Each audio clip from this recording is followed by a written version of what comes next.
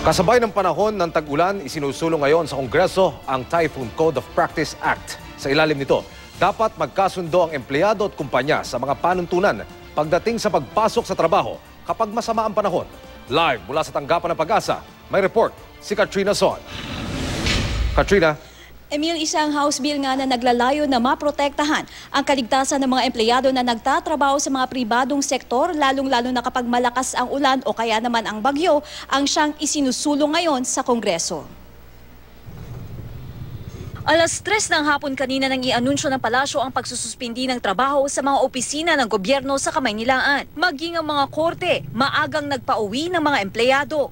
For public safety, makauwi ng maaga, ng maayos yung mga empleyado na hindi nababalam sa agawan sa sasakyan at sa baha. Pero para sa mga nagtatrabaho sa mga pribadong sektor, tuloy pa rin ang trabaho.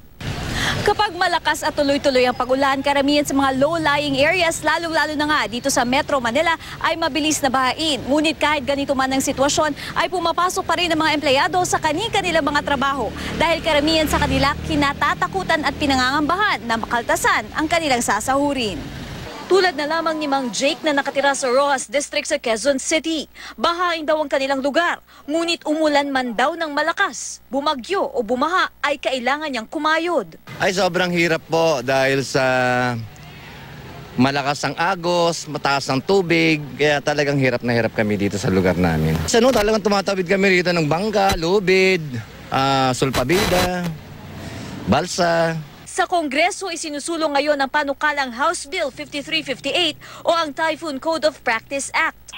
Ang nilalaman nito ay ang kung ano yung mga typhoon signal o kaya rainfall warning na magiging basihan kung kailan mawawala ng pasok ang mga empleyado o kaya kung kailan ang mga empleyadong essential ang required pasok at ang mga ina-classify as non-essential ay maaari nang hindi pumasok.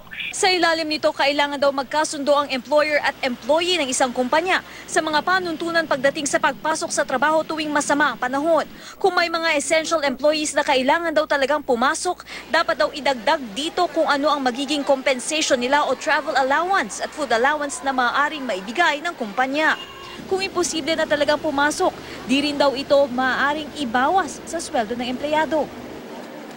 Emil, isa nga rin daw sa mga rason kaya nga isinusulong itong House Bill 5358 ay para mabawasan raw ang mga casualties tuwing may malakas na pagulan o kaya naman ay bagyo. Emil? Maraming salamat, Katrina Son.